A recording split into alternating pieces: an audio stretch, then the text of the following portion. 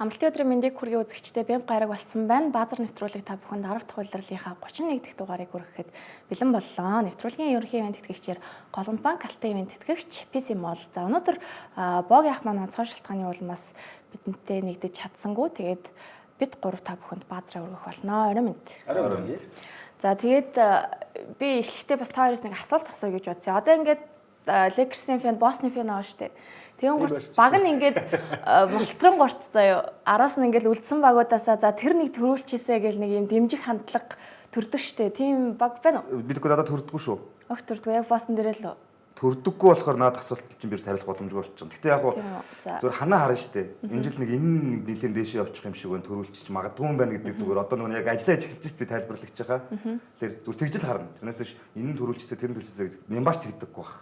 Би ч гэсэн ер нь их тэгж бодож байгаа юм. Өөр яг одоо юу гэдэг нэг баг одоо жишээ нь юу гэдгийг за би нэг багийн фэн байж байгаа нэг багт плей-оффт хожигдчихгоот тэр баг нь дараагийн шатанда дараагийн өрсөлдөгчдөд хожигдчихвол тэгэл ер нь бол манайхыг хоцсон баг тэнд тэгэл мултраа дуусчихж байгаа байхгүй. Тэгэхээр тэрийг нэг айхтар хол яваасаа гэж нэг бодож ирсэн юм. Ер нь баг нэг юм байна. Connection чинь баг болон би холбогдоод тэрийг хоцсон баг байж яагаад ингэж энэ хожигдохоор тасарчж байгаа байхгүй. Тэгэхээр нэг тэр чинь цааш нь нэг сонирхолтой шаардлага байна. Зүгээр одоо энэ үлдсэн дөрвөн багаас гэвэл би уг нь Миннесотаг бас гэтээ Lakers-ийг хоцсондоо биш шүү. Зүгээр л яг энэ жилийн үзүүлж байгаа тоглолтоор нь харахад Миннесотаг бас хол явчихаасаа гэсэн. Тэгээд Нямба нэг дотроо нэг өвөл байх шиг байна. Эдвардсыг ч юм уу нэг тийг нүүр царай болчоосоо л гэж бодоодох шиг байна. Одоо зүгээр яг Эдвардс чинь нэг тийм муухагаар хэлэхэд нэг бардам ам шалдан гоё биш байгаа. Биш. Яг хэлсэн одоо нэг том ам гарчдаг. Гэтэ тэрийг ингээд давж гарч бол чадаад байгаа байхгүй. Бүх л томчууд их чинь мултлаа ажиллаа шүү дээ энэ жил тий. Би болохоор зүгээр яг нөгөө талаас нь Индианаг ер нь гарах нь орой ойлгомжтой болчих шиг боллоо. Гэтэ би Индианаг ер нь нэг юм сонирхоод байна. Яах бол Халибертонгийн тоглогчийг зүгээр яг лигт анх драфтаар орж ирсэн цагаас нь би амар ингээд зүгээр нүц салахгүй харж байгаа миний хүмүүсийн хардаг хүмүүсийн нэг байхгүй юу. Анх орж ирж байхад Нямбач сайн санджил байгаа. Диарон Фоксос баг илүү холбогдсон болчихлоо. Би нэг ийм холбогч ер нь ойр хэдэн жил лигт хараагүй. Тэгээ баг манайд нөгөө Фоксыг явуулаад Халибертон авч үлдсэн дээр гэж баазар дээр хүртэл ярьж байсан. Тэнгүүд би одоо Халибертон ч одоо нөгөө нэг ийм алхаж үзээгүй замаар анхудаа алхахад маш ойрхон болчихлоо. Аврагын цуврал гэдэг. Нөгөө талаас бас нэг тийм баг адилхан хоёр баг ингээд хоёр талаас харанхуй таарах гэдэг нь шүү дээ. Нэг юм хийн алхаж үзээгүй замаар алхаж байгаа. Тэгэхээр энэ дээр одоо Халибертон ч вэ, Эдвардс ч вэ, Шей ч вэ аль нэг нь дараагийн лигийн нүүр царай хэн болох вэ гэдэг ийм том тулаан явагдана. Тэрэн дээр би Халибертоныг од болох уу, мод болох уу гэдгийг л хармаар. Тэр амар сонирхолтой байна. За окей. За үндсэн сэдв рүүгээ оръё. Тэгээд ердөө дөрвөн баг үлдсэн учраас бид зарим нэг багийн ирээдүй хаашаа шийдэх вэ гэдэг талаар бас ярилцсанаа. Тэгээд өнгөрсөн 7 хоног баазар бичсний маргааш шөнө Денвер Нагатс болон Оклахома Сити Тандерын цувралын 7 дахь тоглолт болсон. Тэгээд энэ тоглолт хэрхэн өрнөснийг нэвтрүүлгийнхаа ихэнд хамтдаа ярилцгаая. За өстой харин 7 дахь тоглолт шиг биш 7 дахь тоглолт болчих шиг байна. Ер нь бүх 7 дахь тоглолтууд биш юм шиг л 7 дахь тоглолт болоод байгаа юм шүү тий. Тэгээд энэ чинь яг шөнө 3:30-аас болсон тоглолт. Жаахан хүлээлтэнд хүрээгүй тоглолт болсон тий. Ер нь их тийм мөрсөлтөө баг тэгээд гараагүй дууссан л да. Гэтэ баг холонгийн таамаг биелсэн дээ. Тийм би хоёр дахь тоглолт тоглохгүй болвол ер нь хол онооны зөрүүтэй дуусах байх гэсэн. Тэгээд Дарен Гордон тоглосон ч гэсэн ер нь бол нэг хөл дээрээ тоглосон. Яг үнэ. Нямбаст яг гол нь болж ирлээ. Дарен Гордон талбай дээр байна гэдэг нь тэр хүн тоглож байгаа гэсэн үг биш шүү тий. 100%-аараа. Яг бүрэн Гордон биш байсан. Өөрөө биш байсан гэсэн үг тий. Заримдаа зүгээр магадгүй нэг бол бүр тоглохгүй байцсан нь ингэж хоёрын хооронд одоо цаг нөхцөл. Одоо энэ чинь яг Аарон Гордоноос шалтгааллах биш. Зүгээр энэ гимплээс болоод энэ хүн үнэхээр өөрийнхөө тоглолтыг гаргаж чадахгүй хэмжээнд байгаа даа. Тэгэхээр ийм нөхцөлд шууд орныхын хүнийг тоглуулах уг нь шаардлага байсан баг нийт талаасаа. Гэхдээ Денверт Аарон Гордоныг орлох хүн бас байхгүй. Уг нь тийм нэг талаасаа зүгээр би тоглохгүй боломжгүй гэд хилцсэн бол багийнх нь өөртөө өөргөрөлийг ахиулах хэрэгтэй гэдгийг ойлгоод юм шийдчих байсан баг. Тэнгүүд нөгөө Гордон ч нэг юм тоглож байгаа. Гэхдээ тоглосон ч тоглоогүйгээс ялгаагүй энэ нөхцөл байдалтай талбайд байцгаар тэр нь жоохон. Гэтэ яг өөрийнх нь бодол болохоор нөгөө нэг хамгийн сайнаас Никола Йокичтэй хань болъё л гэж талбайд гарсан байх. Гэтэ тэгээд хүсээд болохгүй болсон юм байна. Тийм тоглолтын өмнө мэдээлэл нь 2 ч удаа апдейт хийгдсэн л дээ. Эхлээд тоглохгүй гэж хэлсэн аа. Тэгээд гинт тоглохоор болоо гараад ирсэн. Тэгэн гурт нь би өвксийг жоохон туршлага баг гэдэг учраас жоохон бас сэтгэл зүйн дайралт хийх гээд нүүдэл хийх гээд Аран Гордон тоглохгүй гэсэн мэдээлэл гарган гуртлаа гинт гаргаад ирв гэж бодсон. Тэгээ Аран Гордон бас зүгээр хувийн талаасаа ч гэсэн найзтай нь болохоос гадна давхар юм бодож л байсан байх гэж зүгээр таамгаар ярив. Би зүгээр юу гэж бодоод байна гэхээр эн чинь одоо насны үед бас нэг тийм залуу тоглогч биш болсон. Тэгэхээр энэ багтаа би гинтэлтэй ч гэсэн тоглодог үнэн ч хүн шүү гэдэг нэг фэнүүдийн хайрыг татах, багийн удирдлагуудын хайрыг татах, дараагийн гэрээний сонголтоо хийх гэдэг юм өөрийнх амьдралыг бас нэг баталгаажуулах юм явж байгаа байх. За одоо тэгээ хамгийн гол нь Дэнүр Нагатс одоо яах юм бэ? Аврагын бүрэлдэхүүнээ ер нь бол хадгалсан шүү дээ, тий? Кристен Брауныг гарааны тоглогч болгосноос бусдаар бол KCP-г явуулаад тэр бол бас жоохон том гэж хэлж болохоор өөрчлөлт. KCP Брюс Браун хоёрын их том өөрчлөлт. Орлуулахад жоохон хэцүү хоёр тоглогчийг нөгөө залуу хүнээр орлуулах гэж оролцсон. Гэтэ яг вэ Кристен Браун гэж бодож байна уу? Тэгвэл Кристен Брауныг ер нь дайггүй шүү. Чадсан гэж хэлэхгүй зүтгэсэн. Ямар ч чадахын төлөө зүтгэсэн гэж. Яг 100% бол орлоогүй. Гэхдээ ямар ч гэсэн нэг тийм миний лав хүлээлтж ийснээс бол Кристен Браун илүү сайн тоглож болж чадсан. Тэр чинь юу гэдэг нэхлээр Кристен Браун өөрөө энэ багт өөрийнхөө хинбэ гэдгийг олчлоо гэсэн үг. Би ийм юм хийх хэрэгтэй юм байна. Энэ манай багт зүв байгаад энэ би энийг хийх хэрэггүй энэ буруу байгаад ингэ нэг юм хүн өөрийгөө юу хийх ёстой юу хийх ёсгүйгээ ойлгочхоор ямар ч энэ баг нэг хэсэг гэдгээ мэдрээд эхэлсэн байх. Зүгээр дараачлуудаас Кристен Браун яг KCP-гийн хэмжээр рүү ингээд нэг өөрийгөө хөгжүүлээд явчих واخ юм. За үргэлжлүүлээ бүгдээрээ Дэнүр Нагатсын гэрээг нэг сонирхоод үзье. Энэ баг гэхдээ өөрчлөлт их яг боломж үнэхээр хэцүү юм билээ дээ. Одоо ингээл яг нөгөө кор бүрэлдэхүүн бүгдээрээ гэрээтэй. Хамгийн наан дуусах тоглогч нь л одоо ер нь бол нэг ашиглагдахгүй байгаа Шарич, тэгээ Кристен Браун, Пейтер Вотсон гур байгаа. Бусд нь ер нь тэгэл 27, 28, 29 он гэрээнд дуусгаар байгаа. Тэгээд хамгийн гол нь жилэттэйгээс зарцуулах мөнгө нь хэд юм бэ? 5.7 сая ахгүй. Энд баг хүн ирэхгүй шүү. Mid level exception. Тэгээд за шинэ ерөнхий дасгалжуулагч бол ерөнхий менежер томилох шаардлагатай гэсэн дасгалжуулагчаа бол томилчлоо. Гэхдээ шинэ хүн биш. Рик Адлманы хүү Дэвид Адлмантай үргэлжлүүлээд ахлах дасгалжуулагчаар жинхлээд аваад үлдчихлээ. Одоо тэгээд Calvin Booth багийг ерөнхий менежер ажлыг хийж аваад орхисон. Одоо энэний орны хүн хэрэгтэй байгаа. 900 Дэнвер ямар ч ихний ээлжинд ерөнхий менежер томилчоод тэрний араас нүүдлүүдээ хийж эхлэх болов гэж найдаж юм да. Одоо гэтээ яг нүүдэл хийхэд жоохон хэцүү байгаа. Одоо энэ дунд бол та хамгийн гай болж байгаа юм нь Майкл Портер Жуниор л байна. Тэр нэр тэр том гэрээ.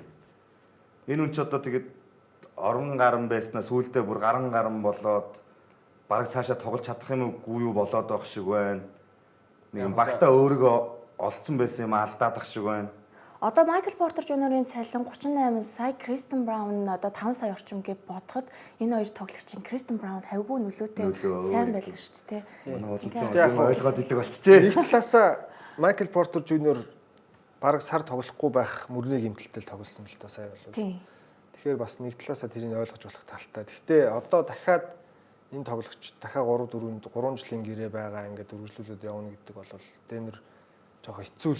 Санхүүгийн хувьд ч гэсэн жоохон хүндрэлтэй нөхцөл байдал руу орчиж байгаа байхгүй. Тэгэхээр уг нь насны хувьд ч гэсэн зах зээл дээр сонирхож болох настай тоглогч. Тийм. Тэгсэн чинь өөрөө болохгүй. Саяны энэ цоврал дээр муу тоглосноос болоод нөгөө зах зээлт нэр үнд нь унчлаа л та энэ зууны хувьд бол.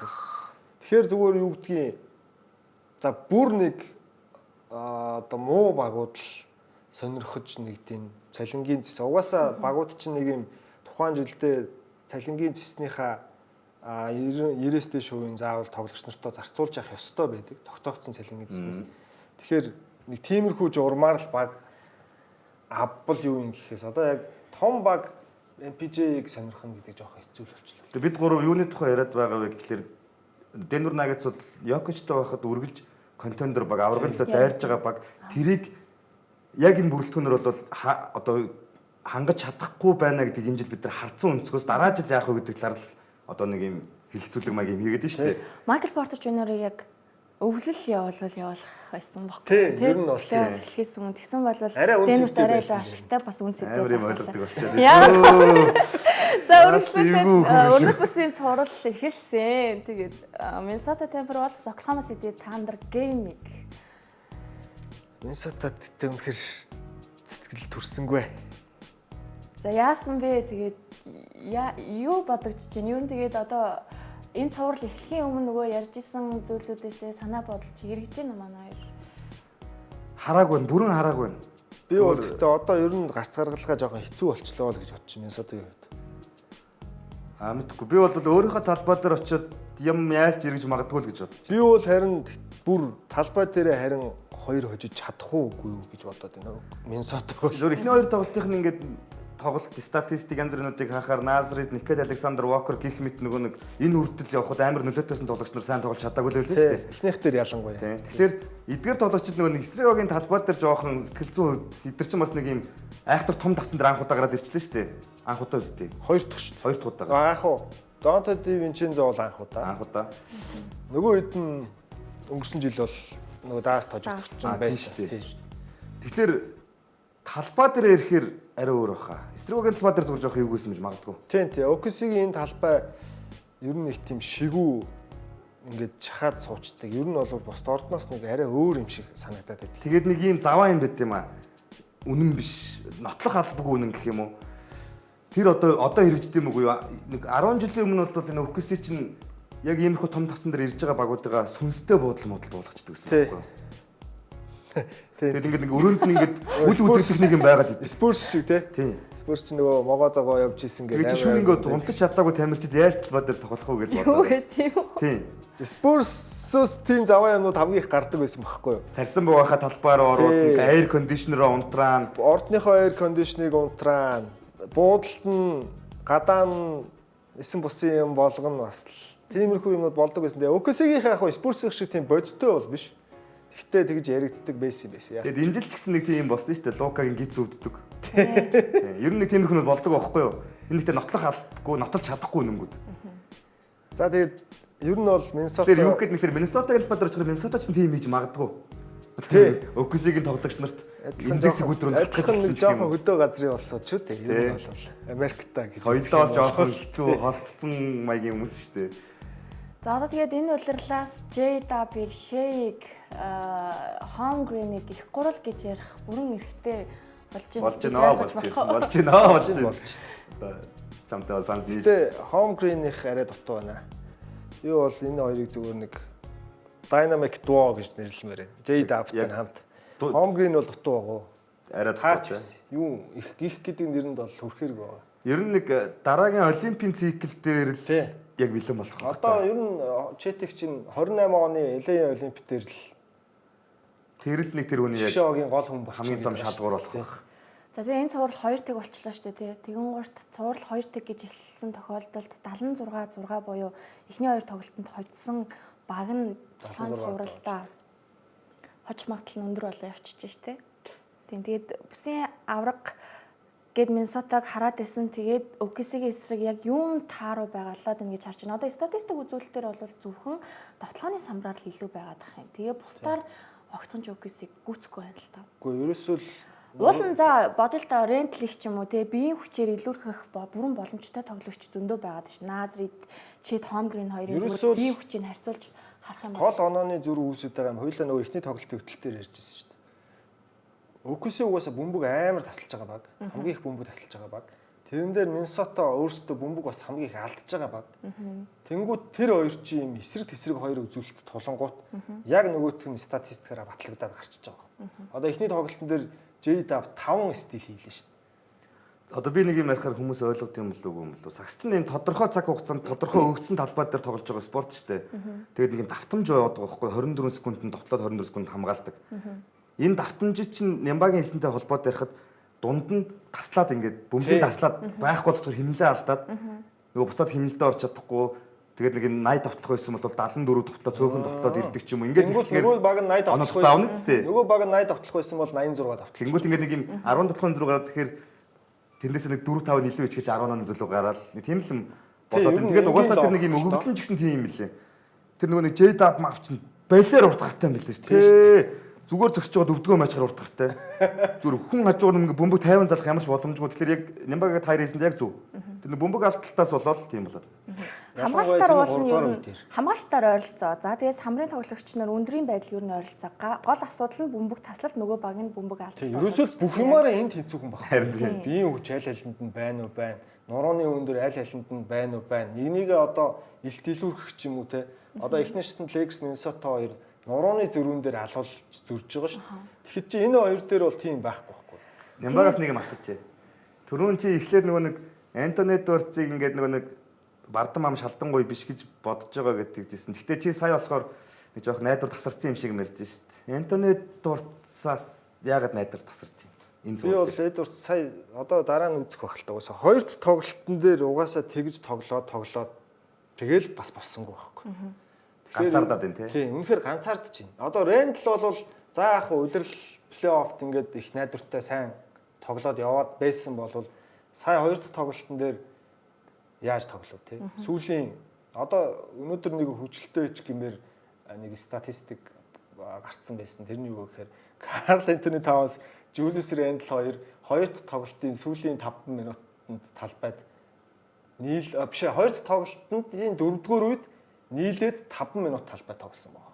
Одоо энэ хоёр өөр цуврал дээр. Тэгэхээр чи нөр ямар ч нэг тийм чанарын ялгаагүй хоёр хүн байсан гэсэн үг шүү дээ. Тэнгүүд чинь тэр чи одоо хайшин багийнхаа сул тал нь болоод байгаа хоёр хүн. Яг үнэ төгсгөл хэсэг тийм байна. Тийм юм гарчиж байгаа байхгүй статистикаар харагдаад. Тэнгүүд чи Рендл эхний тоглолтын дээр сайн байсан. Хоёр дахь дээр ингэж муу тоглоо. Одоо за гурав дахь дээр сайн тоглолоо гэд дөрөв дахь дээр Рендл дахиад баталгаатай сайн тоглоно гэсэн би итгэхгүй байгаа. Яг үнэ. Тэгээ за одоо ингээд ухраад очих юм бол өнгөрсөн удирлын алдаага энэ хоёр чинь 100 уулна залруулах гэж оролцсон хоёр баг штэ. Хаардаж тэ нэг төв дээрээ өнгөрсөн жил алуулаадсан учраас аваад ирсэн Карусог аваад ирсэн. Би бол Карусо энэ жил үгсээ дэрэг бол үгсийг ийм супер байна гэж бас бодохгүй байгаа юм. Тэгэн гурт за Дивинченцо авчирлаа. Нөгөөх нь Рендлийг авчирлаа. Арай илүү зөв солилцоогоо хийж чадсан баг л яг үгсээ л байгаад байна. Туршлага авраг авсан туршлага аваад ирсэн л байна л да. Гэхдээ яг Миннесота зүгээр өөрсдөнд байсан боломжондоо бол юм хийсэн. Юмаа нүүдлээ бол хийцээ.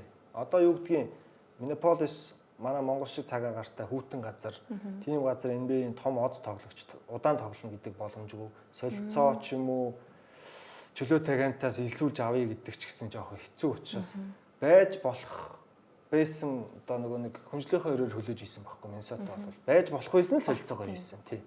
Тэр талаас нь холон сууддаг баснаас хойш ер нь их нэвтрүүлэг их айтаахан байна. Нэг юм ойлгох гэдэг хүнтэй юм ярих нь гоё шүү. За тэгээд энэ удирлын хамгийн хүлээлтэнд байсан нэг зүйл хэдхэн хоногийн өмнө өчигдөр тодорхой боллоо юу. Ямар удаан хүлээлэг вэ? Ингэж уддггүй те. Тэгээд энэ бол хамгийн удаан хүлээлгэсэн нь байлаа. Яг одоо эн чинь нөгөө өмнө нь нөгөө аваарц болдог байхад угаасаа тэр чинь улирал дуусны дараа бүгдийг зарладаг байсан. Хуучны систем ч одоо энэ өгөөд байгаа чинь. Эн чинь ерөн зүгээр баг эхний шат явж байхад өчтдөг байсан байхгүй. Тэгээ нөгөө нэг зарлахгүй байгаа нь жоохон айц тавтуулаад байлаа л да. Шээд өгөхгүй биш үстэж гэж бодох шиг. Би ч нөгөө цагаан сарын дугаар дээр Йокич чи MVP өгвөл би л авах гэж сакс үзгүй гэж жоохон уралцсан сууж ирсэн хэлэхөө шээд шагналын нөхгүй болохоор нэлээд гайхаад л да. Тэгээд яг хүрт өстэй бол хүртлээ. Тийм. За одоо Оксигийн фэнүүдээс уучлалтахгүй. Сая би чи нэвтрүүлгүүд дээр ер нь нэг юм жоохон басамжлах маягтай их олон 7 хоног ярьлаа. Тэгээд уучлаарай. Зүгээр нэг юмны чинь сонирхолтой болгож хилцүүлэг өрнүүлэхийн тулд бас заримдаа нөгөө талаас нэмийг харж явах хэрэгтэй байдаг. Бидний ажил сэтгүүлч ажил бол тийм байдаг. Тэгэхээр шээ аваад үнэн энэ үлрэлийн үнэнгээ ингээ баталцлаа шүү дээ. Тэгэхээр тэр нь Йокич түүнтэй өрсөлдөхүйс хэмжээнд байсан гэдгийг одоо үгүйсгэж чадахгүй юм шүү дээ. Баримтуул. Тий. Өнгөрсөн жил шээ ер нь бол шээ юу Йокичул гэдэг өрсөлдөө явж исэн. Тэгээд эцэст нь Йокич авч ирсэн бол энэ жил ямарчсан шээ ингээд үнэхээр тасархай байлаа л да. Хэмбаа нэг юм оруулсан байсан шүү дээ. Facebook дээр ч юм одоо сошиал дээр Instagram дээр хүмүүс нэг янз бүрийн яриад байгаа шээ торгуул шийдсээр байгаа давраг авчлаа гэдэг. Тэгвэл яг харсан чинь өмнө жилийн MVP авч ирсэн 6 MVP нараас бүгднгээс нь хамаагүй баг торгуул шийдсэн байлээ шүү дээ. Тэр нь лигийн түүхэнд одоо эн чинь за 77-т хулирлаа тий.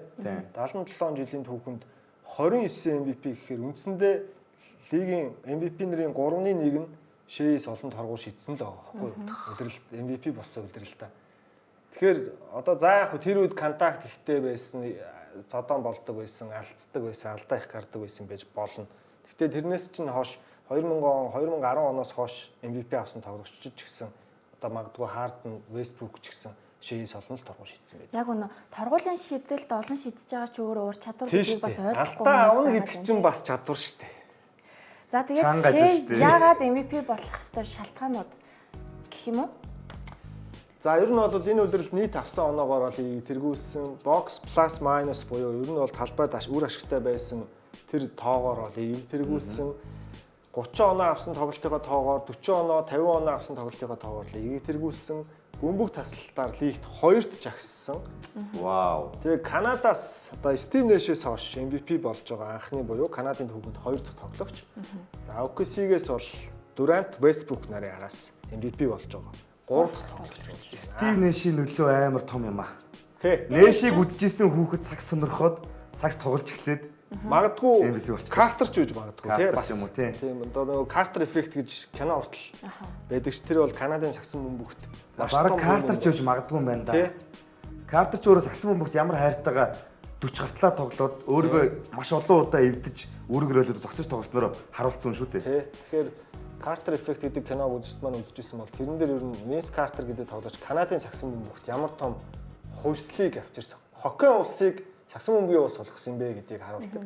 Тэгэхээр Тэгээ сая статус нарахад товтлогон дээр үнэхээр амар байж дээр нь хамгаалтан дээр бас үнэхээр амар. Тэгээ хамгийн чухал нь за Майкл Жордан өөрөө бүх цагийн GOAT гэж яригддаг ийм тоглогчийн араас ийм статистик улиралд дунджilсан ердөө 2 дахь тоглогч байхгүй. Ийм хүнд MVP-г одоо өгөхгүй гэд яах вэ? Санал асуулгын үр дүнийг бас хамтдаа харцгаая. тий урд чугамны тоглогч мөртлөө стил блокоор дандаа нэгээс дээш улиралд дунджилцсан гэдэг чинь өөрөө. Тэгээ тасархай байсан юм билээ. Одоо бид тэгэл үнэнд гүйцэтгэжлээ юм л та. Жишээ одоо 1-р байрын саналыг 71-29 харьцаагаар явах гэж бас илүү гисэн байгаа байхгүй.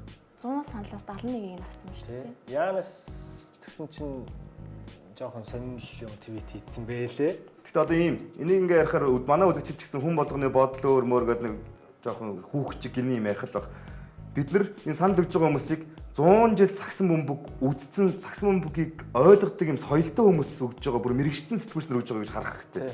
Тэгэхээр энэ бол худлаа байх ямар ч боломжгүй. Яг нэг ганц 2 санал дээр л юм яригдана үхээс ийм тасархай үед бол угаасаа. Одоо яг ингээнээр тайлбарлах юм бол бид нартай нэг ийм солонгос хүн ирчээд Монгол бүх яриад маргах утгагүй шүү дээ. Тэгэхээр бид нар Америкт байгаа Америкийн сагсан бөмбөгийг үзээ 100 жил тоглоо 100 жил болсон юмыг үнэлж дүгнж чаддаг сэтгүүлч нартыг шүүмжлэх ямар ч ирэхгүй.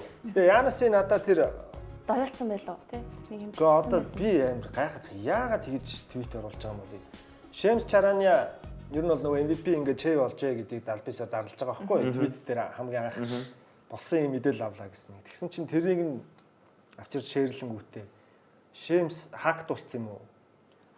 бичсэн байгаа байхгүй. Янас ч нөөрэ Америкт төрж өсөөгөө Африкт төрж өсөө цагаачилж амьдарч юм ойлгох гэж зүдэрч яваа хүүхэд ч дээ зүгээр байглаас өгөгцөө өгдөн л амир болохоос. Тийм юм бичсэн. Тэр бол нэг сонин санагдсан. Яг за Йокич гэж бодож исэн юм уу эсвэл өөрөө Янас те? Яг хөө тэгж бодож болно шүү дээ. Эсвэл энэ үр дүн хараад өөр дээр нь хинч санал өгөхгүй болохоор магадгүй. Бас дөрөнд хүрсэн байж магадгүй амбицтай хүн болохоор тэгээ шээгээд бас нэг онцгой зүйл хийсэн нь MVP шагнал авсныхаа дараа энэ шагнал бол минийх биш миний багийнхны надад авчирсан шагнал гэсэн утгаар тэгээд Rolex цаг өөрч юу байлаа бокстой маш том бэлгийг iPhone тийм тэгээ бас нэг өөр юмуд байсан юм аа. 10 сая доллар гэсэн. 10 мянган долларын гитсэн бэлэн түн тус бүр багц шүү дээ тий. Гэхдээ яг тэр нөгөө бэлгийн ингээд харсан энэ л 10 мянгаас өндөр үнэтэй болно гэсэн байлээ тэр багцын. Мэдчихэл байгаа. Бараг тэр Rolex цаг чинь өөрөө дангаараа тийм хайцаа үнэтэй байгаа. Бараг тийм шүү дээ. Тий. Тэр чинь ингээд Канада күүсийн юун дээр нь хүртэл ингээд Канада күүсийн хүртэл шивүүлсэн тусгаалan захиалга гэж байгаа. 68 22 гээд багийнхаа 68 14 гээд багийнхаа амжилтыг тийм түүхэн рекордоо шивсэн. Булангаас уушлахгүй яа. Баяр үргээ. Хүн танд юм байна аа. Энэ шээ бол гэхдээ үнэхээр амар лидер юм байна. Энэ хандлагуудыг ингээ хараад тахлаар хэлж байгаа үг, гаргаж байгаа үйл талбай дээр тэр үзүүлсэн статистик бүх юмараа ингээ өөрийгөө батлаад байна. Үнэхээр MVP нь байжээ. Тий, одоо тэгээ зүгээр би бодоод байна л та. OKC за ингээд яваад даваад авраг болчих юм бол авраг авцсны дараа нэг тэр сэтгэл зүй нэг өөр ихгүй. Одоо авраг авцсны дараа зүгээр бүр амар холыг бодъё л тоо. Авраг авчлаа. Дараа жил улирал эхэллээ. Улирал явж байгаад баг дунд ингээд нэг асуудал үүсэх ч юм уу те. Плей-оффт магадгүй хожигдох ийм юмны дараа энэ багийн уур амьсгал яг одоогийнх шиг байж чадах уугүй гэдгийг л бүхнийг харуулахгүй цаашдаа. тэрнээс хоошоо чи хүн чинь бас нэг юм Тийм. янз янзын зан гаргана штэ. Тийм. Ямтай болцсон хүмүүс. Одоо авраг аваад эхлэнгүүт нөгөө хувь тоглогч нар чинь том гэрээгээ бодож эхэлнэ. Одоо бол бүгдээрээ нэг залуу тоглогч нар учраас Нэг авраг авчий тий гэсэн. авраг авчий гэсэн юутэй яваад байна л За да. тэгсээ тэр зүйлийг босныхын дараа л яриа тий. За Арай тэгээд өөр энэ 7 хоногт бас нэг хуучны сэдв хөгдөж гарч ирсэн. Энэ бол бас Энийг бүх цаг одоо- үеийн хамгийн бүтлгүүн 8-ны нэгт одоо л тооцогдож байгаа шиг байна тий. Тухайн үед бол хүмүүс баг гой 8 л гэж исэн байлгүй тий. Тэгж л байсан л та. Тий. За Галинарыг хасъя зэ. Галинарыг хасъя. Тэнгүүт одоо тэр драфт ирэхүүдийг хар та. 2022, 24, 26. Тэгээд оны драфтын эхний тойрог ирэх Clippers. Тэгээ Майамигаас авах байсан 21 оны эхний тойрог ирэхээ бас өгсөн. Тэнгүүтээ 2013 оны лотери ирэх нь protected Майамиг ирэх. 2023, 25 оны swap ирэх Clippers. Энэ нөгөө лигийн дүрмийн дагуу NBA-ийн багууд нэгдүгээр тойргийн дараас нь жилийн ирэхүүдээ сольж болдгоо. Тэгэхээр энэ нөгөө swap ирэх гэдэг арай өөрөөр яваад сольж байгаа. Одоо тэгэхээр үндсэндээ Clippers бол 22-оос 26 оны эхний тойргийн бүх ирэхүүдээ OKC-ээр өгсөн байна. Одоогийн OKC ерөөсөө л энэ драфтууд Тийм шүү дээ. Одоо энэ дундаас J-Dub-ыг авсан байгаа.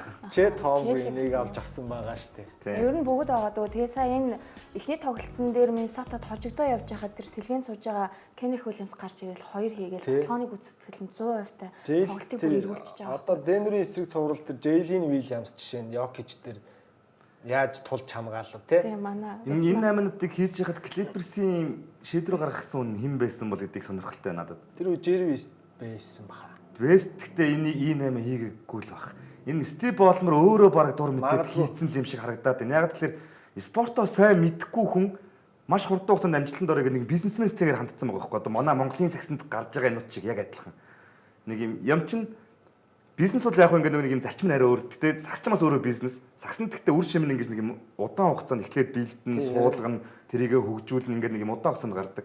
Яг энэ солилцоол бол бүх ирээдүгөө тавьж дуугаад нэг юм шууд хүчтэй ямар авах гэж хийсэн юм баг. Тэгэхээр одоо бол бодсон ба шүү дээ. Тийм. Тэгэхээр Steve Ballmer тэр нэг юм үр дүнлөө маш хурдан яарсан баг шүү дээ. Бизнесмен учраас өөрөө сэтгэл хөдлөлттэй.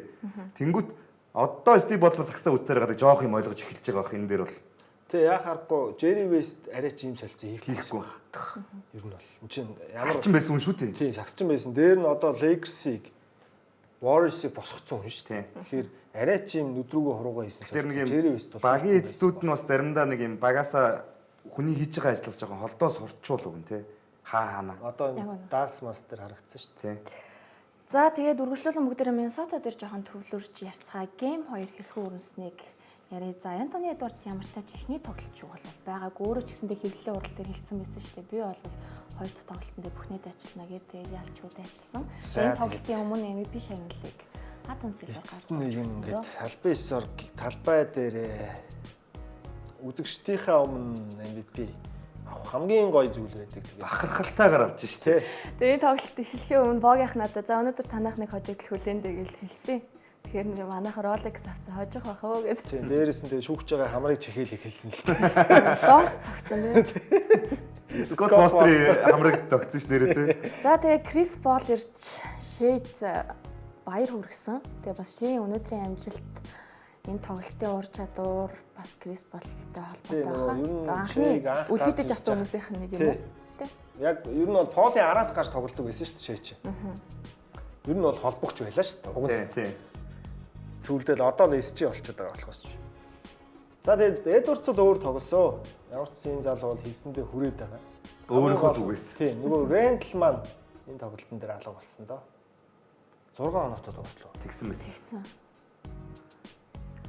7-оос 2 лөө 6-аас 2 моёрлогч явжсэн шүү дээ. Энэ тоглолтын дээр харин жинхэнэ нөгөө манай холонгийн хилдгээр жинхэнэ нөгөө их гурвалч нь харин их гурвал шиг. Яг л их гурвал шиг тоглосон тоглолтноос. Манай холонч яг хөөх юм яриад байгаа маа. 3-аа 20-с дэш өнөө. Шээ бүр 30-аас дэш өнөө. Авсан. MVP-г 38 оноогоор нялалаа. За тэгээ нөгөө өмнөх цувралуудад бүр ингээд Миннесотагийн маш том давуу тал болоодсэн Надрид маань энэ цувралд яваа. Тэгээд үнэхээр яг тухтай тоглох боломжийг бас олохгүй байна л да. Миннесотагийн өөрсдөө болохгүй байгаа даа биш. Үнэхээр хамгаалтынх нь юуг сэтэлж чадахгүй. Миннесота муудаа биш. OKC хитрхий сайн байна. Дөө нэг Би бол зүгээр ингэж л тайлбарламаар байна. Юу болоод байгааг ойлгохгүй л тоглоод байна. Ойлгох завдал болох. Завдал болдохгүй. Ойлгочвол эн чинь би ингэж тоглож болчих юм байна ойлгоч штэ. Тэгэхээр нэг юм өөрийнх нь төсөөсөн зураглал нь нэг юм арай өөр байсан чинь талбай дээр арай өөр юм болоод идэг. Тэгэхээр нэг хүн чинь нэг юм эргэлзээ тэнэгэлтэлтэй болохоор юм чадахгүй штэ. Ер нь бол нэг тийм паниктай л яваад гэсэн. Одоо би тэгээд миний нэг талбай дээр юу ч болж магадгүй ч хүн гэртээ тоглож байгаа юм чи арай өөр штэ. Тий. Нэг юм эргэлж магадгүй. Антони Эдвардс бол гэртээ бүр сааг штэ. Одоо ялангуяа тэгээд энэ үүргийн эд чинь бас гэртээ их сайн тоглодог байхгүй. Насри, Донто Ди Винчензо, Никель. Тэгэхээр нэг юм эргэлж яаж эргэлж магадгүй л гэж бодоод байна. Гэтэ яг илүү баг нь бол одоогийн байдлаар бол өгөхгүйс байна. Ер нь бол хангалттай авчлаа. Эхний хоёр тоглолтыг харахад 24 минут л Миннесота өрсөлдлөө. Сүүлийн 24 минут бол өрсөлдөөн гарсангүй.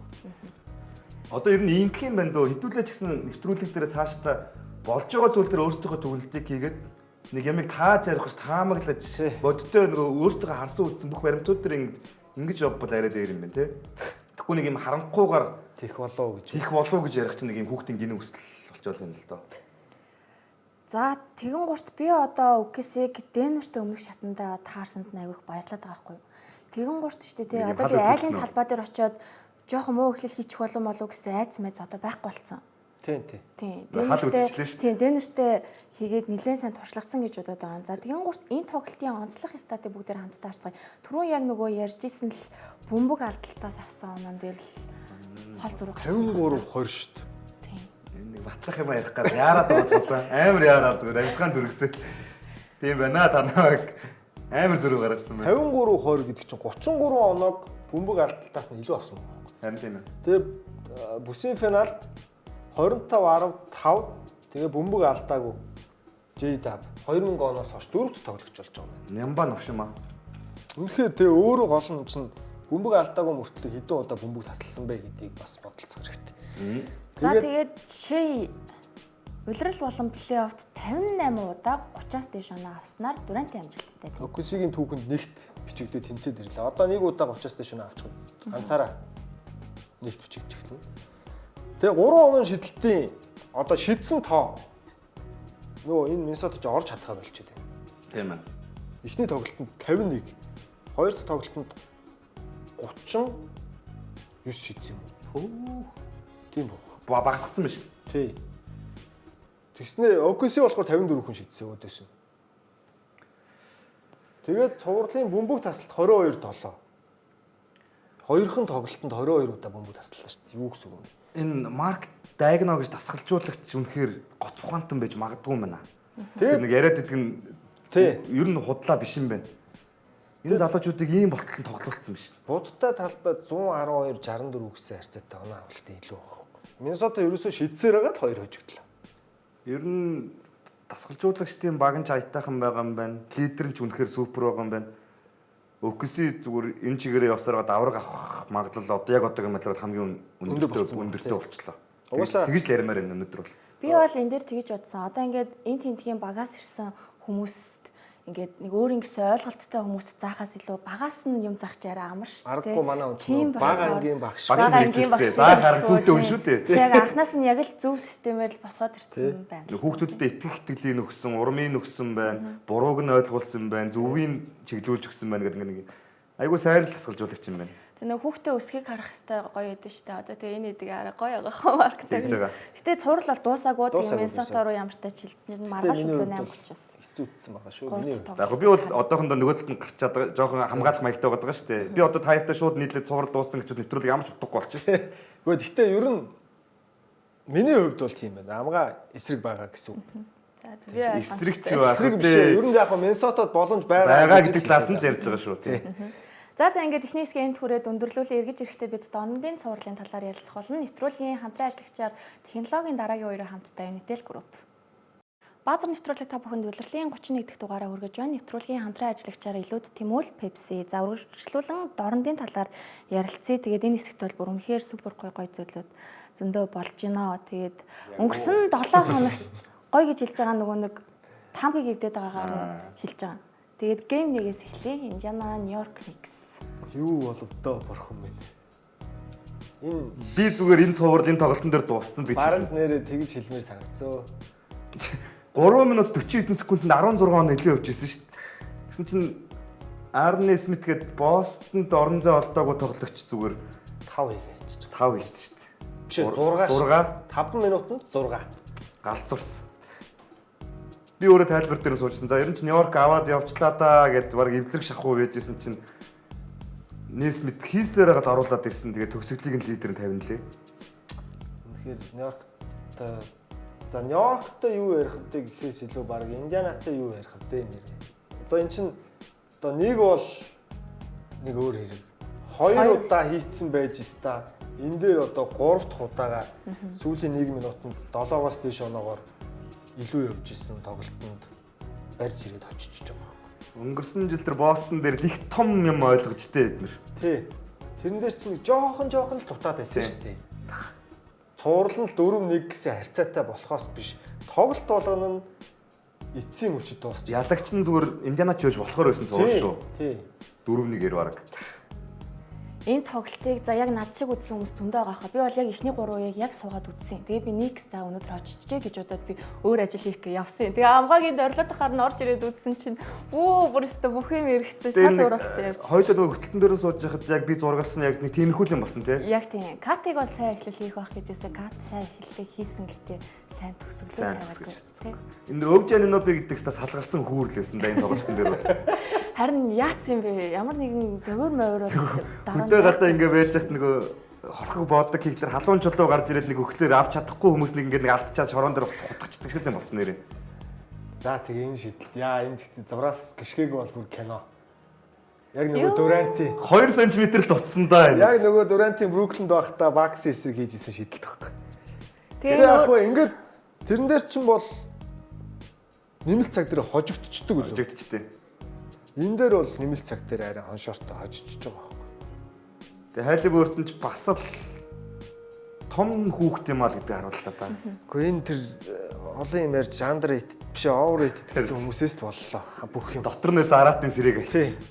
Унтжсэн барыг сэрэг Энэ тоглолтыг тэгээд үзчихсэн Рижи Миллер хүртэл бүр вау гэсэн шүү дээ. тий шүү дээ. Рижи Миллер шүү дээ. өөрийнх нь селебрашныг өөрийнх нь орд хийгээд Тийм тэгээд нөгөө Арес нийтмэд нүдэн дээр нь 6 усаа ич гарчаа. Одоо юу гэдгийг зүгээр нэг юм тоглолт тэнцүү явж ийснэ эцсийн мөчөд нэг Халибертон саяных шиг шийдэлд оруулаад дуусж байгаа тоглолт бол нэг өөр хэрэг байхгүй. Тийм. Энд чи хідэн оноо дутуу явж байгаад эргэж ирж байгаа билээ. Тим үед тим celebration хийх бол хэрэгтэй. Тэгээд Рижи Миллер тэр вау гэдгийг зүгээр жоохон задлаа тайлбарлчихад сагсан бөмбөг тоглоод алдрын танхимд орсон насан туршдаа сагсан бөмбөгт өөрийгөө зориулсан ялж яадаг зөндөө мэдсэн юм үзег байсан гэсэн үг. Тий. Плей-офф төр Өөрөө л нэг удаа ийм юм хийсэн баг. хийсэн байх. Тий, тоглогч байх. Яг тэр дусамж нь орж ирж шít. Өөх, над чиг хүүхэд биш дээ ч гэдэг юм. Над чиг юм болчлоо доо гэдэг нэг тийм мэдрэмж давсаж ш тэр хүн нөгөө нэг юм цочирдож шít. за тэгээ энэ тоглолтыг яг над шиг хүүе 17 оноос Индиана камбэк хийж гингуурт нь газ буцаж ирээд үзсэн хүмүүс зөндөө байгаа бах. Зөвхөн Америк нэгдсэн улсад орон бүсийн финалийн цувралыг хамгийн хүн үзсэн ийм тоглолт болсон. Тэгээ яагаад гэдэг шалтгаан нь энэ бол бараг за 1500 орчим ганц тохиолдол юм биш үү? Тийм шүү дээ. Тэгээд үргэлжлүүлэн энэ тоглолтын онцлог статыг нь хамтдаа харцгаая. 1500 яасан? 1400 14 баха тий. тий. Юу яриад байгаа? Нөгөө нэг харьцаа нь сүүлийн 5 минутанд 17-оос дээш оноогоор хожигдж явж байгаад эргэж ирж Хожих магадлал нь биш ээ.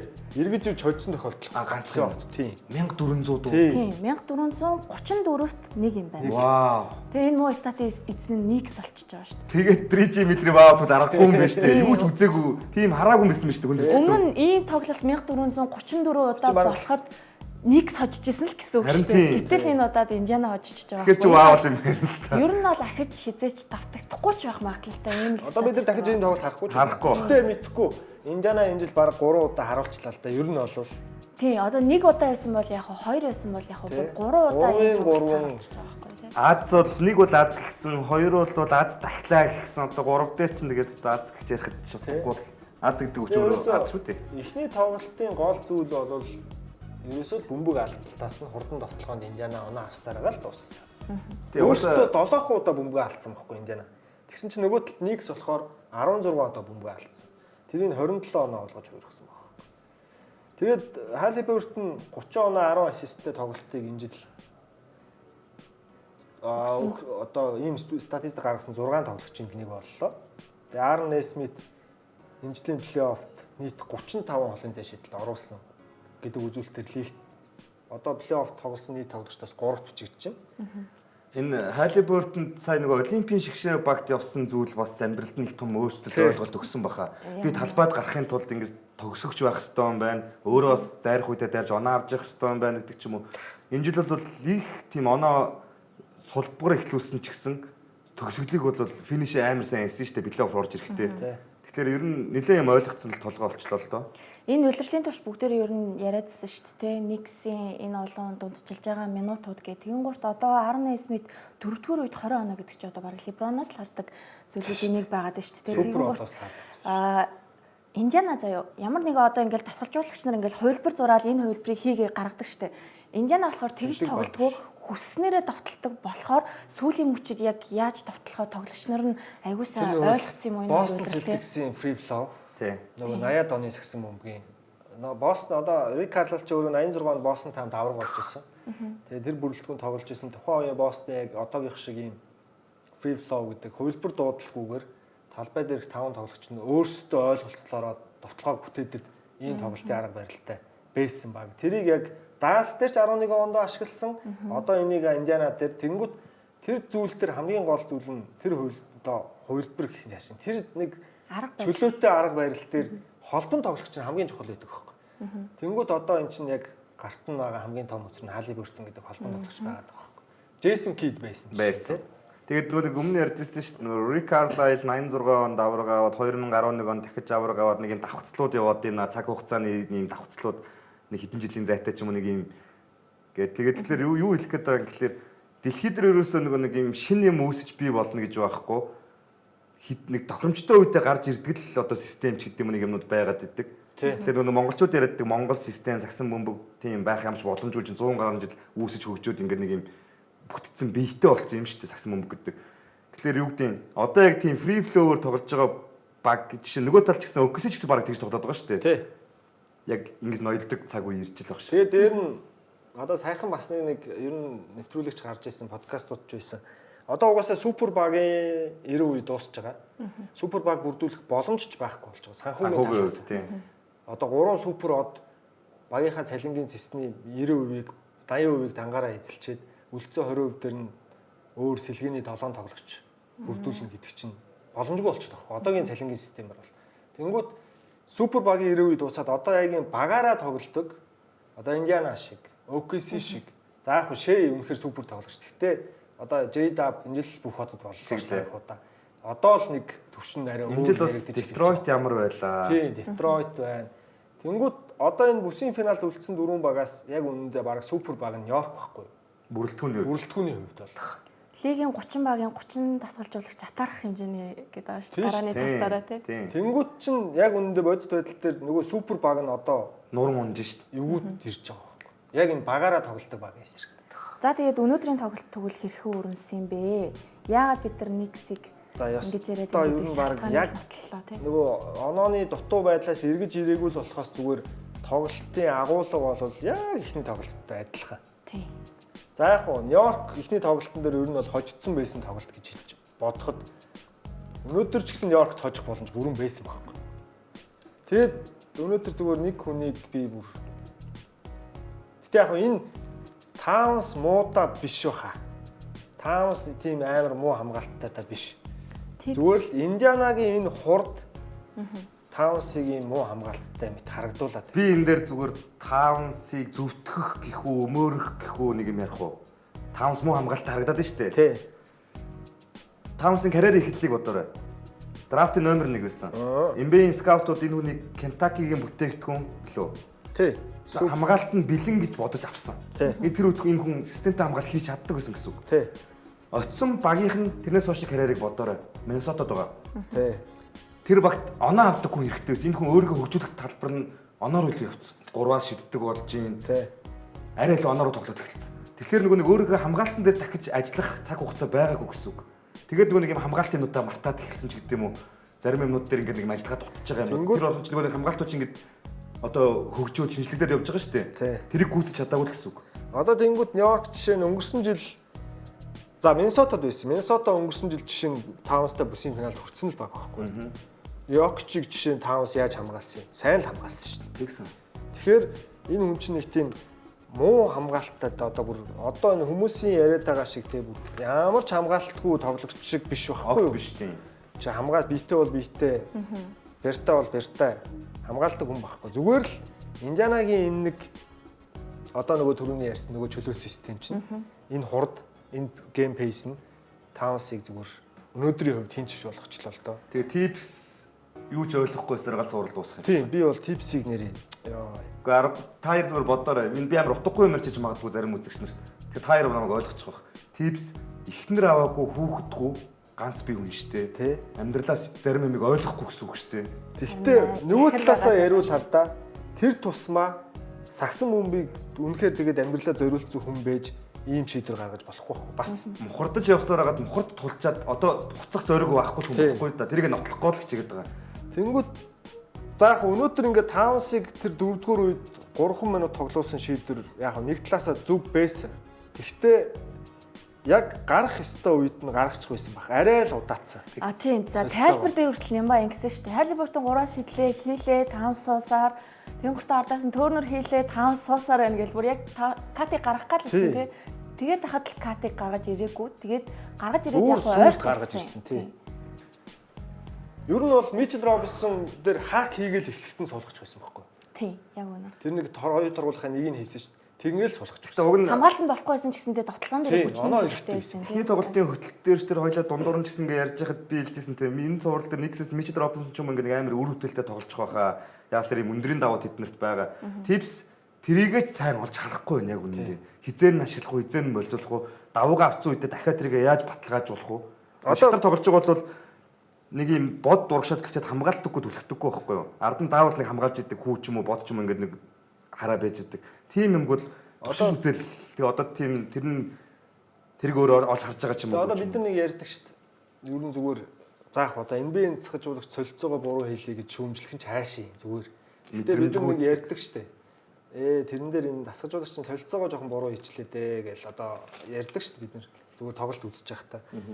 Тэнгүүд өнөөдөр надад tips солилцоон дээр л алдаад хожигдсон санагдсан. Мэдрэмж дутчихж болно. Тэнгүүд Рик Карлал яасан гэхээр улиралт битгий хэл, плей-офф битгий хэл улиралтч бараг ашиглаагүй Тони Брэдли гэдэг төвийн тоглогчоо. Улирлын төгсгөлд 10 хоногийн гэрээ байгуулчаад тэгээ авч үлдчихсэн төвийн тоглогчоо өнөөдөр чинь Мичел Робинсон эсрэг гаргаад яг зөв үед нь солиод оруулаад байгаа. Одоо тэгэхээр чи ялгаатай талын зүгээр ингээ тайлбарлахад Рик Карлайл бол дураараа тоглож шүү дээ. Өөр толгой нь энийг гаргах чи, энийг суулгах чи, ингээл үүсчих чи. Тэгэхээр тэр чинь нэг задгаа яваад байгаа сэтгэлгээ.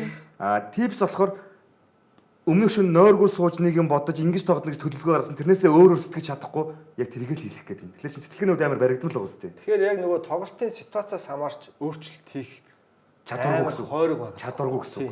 Тэгээд тоглолт за сүүлийн мөчөд яг ойртоод ирэхэд өнөөдрийн тоглолтын дээр Индиана завсарлага байсан шүү дээ. Би авахлаа гэж бодсон байхгүй юу? Аваагүй тий. Тэгж яхад багийнхан төсөөлөө сайн хийж байгаа байхгүй юу? Энэ л нөгөө нэг тэдний зураагүй тогтолцоо байгаа. Яг нөгөө сүүлд бас Нью-Йорк өөрсдөө завсарлагатай байж завсарлага авалгүй Бранс очиж 3 шидэ тэгээд тоглолт дуусч байгаа шүү дээ. Тэгээ өнөөдөр нэгсийнхний хараа айгу хэцүү байсан юм гайхлаад дууссан. Бод 82 тоглолт баг 9 сар үргэлжилж байгаа юм дээр 7хон хүн өөрсдөө нүцсэн шүү дээ. Хэцүү. Бид нар угаасаа удирлын турш энэ плей-офф энэ баг ер нь бензин дуусна да гэж ярьж л. Типс чинь харин тэгээ нөгөө нэг өөршгөө тэнэг юм шиг юм хүсээд байгаа байхгүй тэр чинь нэг зааланд хоноод байж байгаа шүү дээ. Нөгөөдүүд нь ч авда амьдралтай аав ээжтэй үр хүүхэдтэй санаа зовдөг зөндөө юм байгаа шүү дээ. За тэгээд типс бол талбайд гүйхгүй байгаа шүү дээ. Яг үнэ.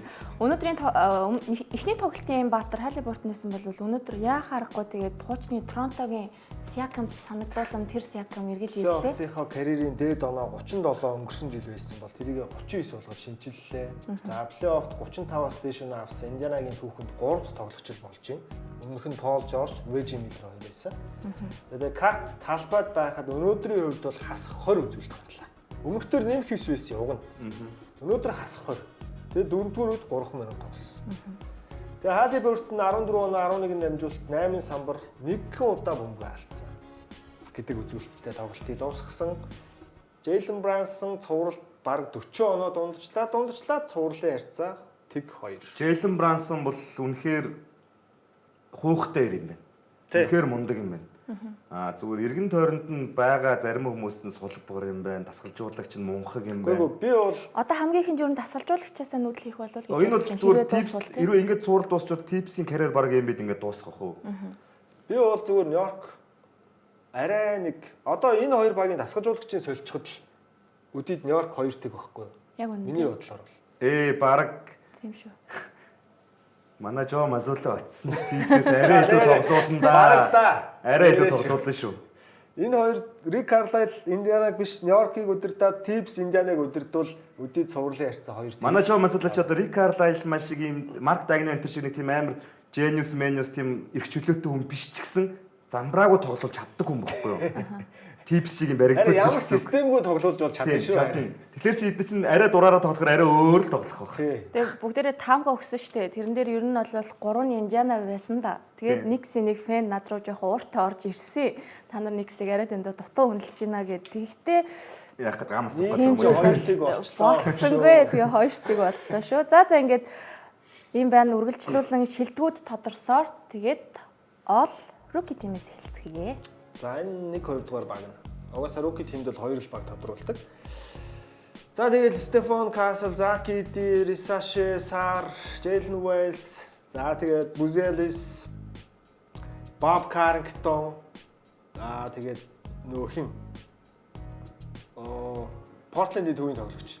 Нэрийг буруу бичсэн байх шиг байна тий. Тийм хин штэ. Клингам баггүй юу? Донон Клингам. Донон гэдэг юм тийм. За тэгээд Пеликанс энэ жил бас нээлт болсон төвийн тоглогч. Ив Миси байна. За Кэдл Вэр байна Майамигийн.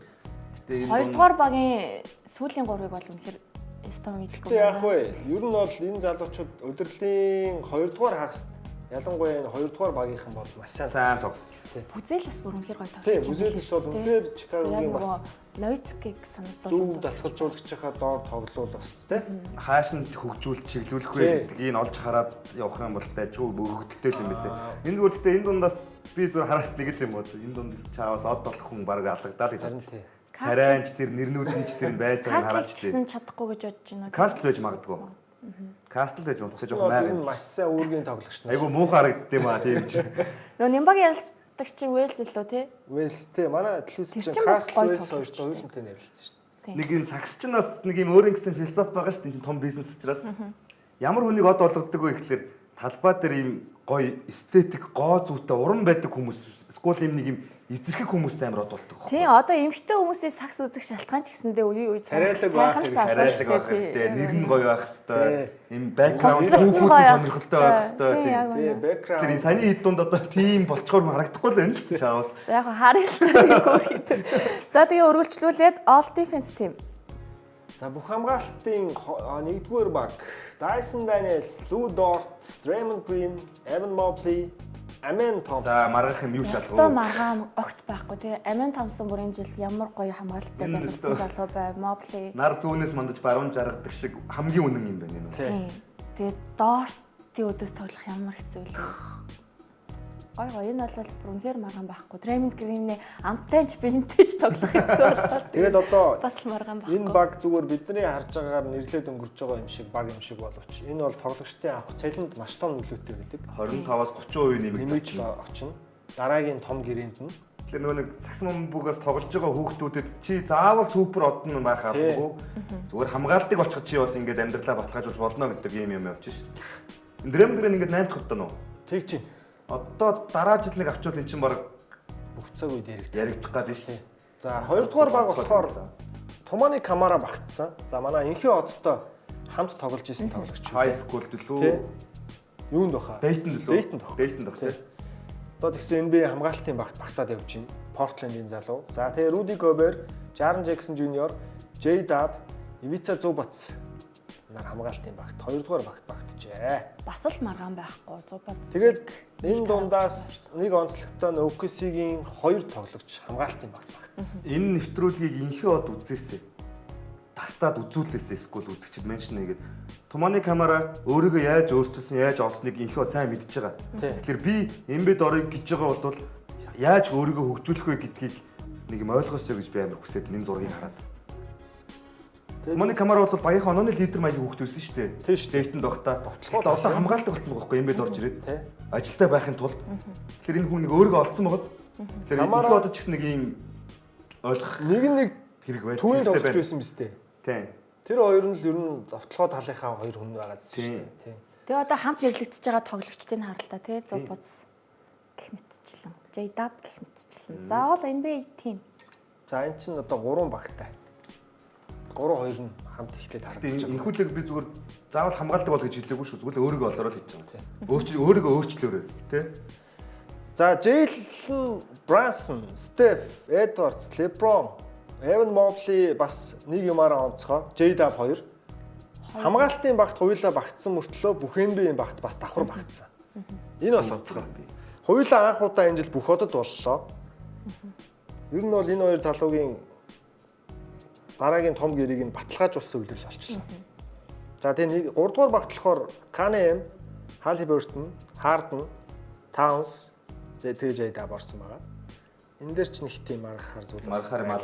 Одоо Harden бол энэ жил Clippers-т үнэхээр л сайн байсан. LeBron, Steph хоёр одоо хитдэг жилтэй вэ? LeBron-их одоо хэд болж байгаа? Энэ Той Марцуу 40-оос дээш насндаа л анх удаага нэрлэгдэж байгаа тоглогч болсон. Тийм үү. Тий. Тэгэхээр нөлөөтэй байсаар л гэсэн. Тий. LeBron-их юу вэ? Хэд болж байгаа? 20 гарцсан бах уу? Хэдэн жил дараалж лээ. 21 жил дараалж гисэн баг. Харин тийм баг. Бүх карьерийнхаа туршид байлгүй дээ баг. Тий. Энэ нь одоо тэгээд ойлгомжтой рекорд л байлгүй тийм үү? Тий, ойлгомжтой рекорд л тоо. Бид нар амар хүний Jordan амьдарч жишээ нь байна. LeBron шиг юм олон үйлрэл тоглоогүй юм чинь. Одоо жишээ нь юу гэдгийг Роберт Париш, Новицки энэ төр ингэж олон жил дараалж бол сонгодог л. За тэгээ нэгдүгээр баг бол ойлгомжтой. Яг л MVP-гийн эхлээд 5 байсан, 5 байсан да тийм. Тэгээ энэ дундаас жоохон шүмжлэлтийн одоо Мичел юм уу? Гэхдээ Мичлийн тоглолт бол чи бүсийг одоо амжилтаараа бүсийг тэргүүлсэн баг шүү дээ. Тэгэхээр багтах ёстой байсан баг л та. Энэ дунд би бол нэг шүүмжлэлээд одоо энэ хоёр руу хоёроос тэр нэг рүү орох байсан гэсэн байхгүй нөө надад шалгах. Чамд байна уу? Харин Мичл гэж бодохоор оронд нь бас яг хүн байхгүй байна тийм. Тэгэхээр дээр нь гол нөгөө багийн амжилтыг харахаар угаасаа тэгээд. Тийм. Харин Янас үнэхээр супер байсан учраас багтаж байгаа байхгүй. Одоо нөгөө танаа Lakers-ийн фэнүүд чинь Лука Мока байх хэрэгтэй байсан гэж тэнийг юм ярих үү дээ. Бараг Tatum-ийн оронд Лука байх ёстой байсан гэж нэг тэнэгтэж магадгүй шүү. Энэ дунд бол орлуулах юу бол байхгүй. Одоо оронд нь тэр байсан гэдэг юм миний хувьд бол байхгүй. Надад ч шалгав. За тэгээд одоо ингээ бүх шагнал дуусчихв. дууссан. Тий. Тийм. Ер нь Клач бүгд хааслмаас бүгдийг нөхцсөн тий. Coach of the year юм болчлоо. Марк Дагнал шүү. Нөгөө Kenny Atkinson. Kenny Atkinson байсан. Харамсалтай нь мултарсан. Тийм ээ. одоо тэгээд за цуврал дуусах байгаа юм шиг муухай ярих гэдэг нь бэлий зүгээр яг Индиана OKC хоёр хэрвээ учрвал айгүй гой финалыг л харах юм байна л гэж хэлэх гэсэн. Гэтэ дөнгөж 2-2 тоглолт болсон учраас бас арай ч ингэж хэлж болохгүй. Индиана бол ямарсан гараад ирчих واخ уу? Индианагийн хувьд гараад ирэх нь статистикаар одоо нотлогдож байгаа ч их наашин зүгээр. Статистик магадлалаараа тэд яагаад финал чалгарах угаасаа үн магадлал нь хамгийн их байгаа вэ гэхээр бүсийн финалд эхний хоёр тоглолтыг гэртээ хийчихэд хоёулын дээр нь хожигдсан ба хизээч тэр цувралдаа хожиж финал руу гарч байгаагүй. Хизээч. Тэгэхээр тэр статистик ер нь тэгээ Индианаг ямар давуу талтай болцсныг харуулж байгаа. За ийм байна. Тэгээд эх 7 хоногт илүү сонирхолтой мэдээлэлтэйгээр уулзцгаая. Баазар нэвтрүүлгийн хамтран ажиллагчаар зүрх мартахгүй RAV4-1 санаачлагч Toyota Top Motors байлаа. Амралтын өдрүүдэд ая тухтай сайхан өнгөрүүлээрэ баяртай үзэгчтэй. Баяртай.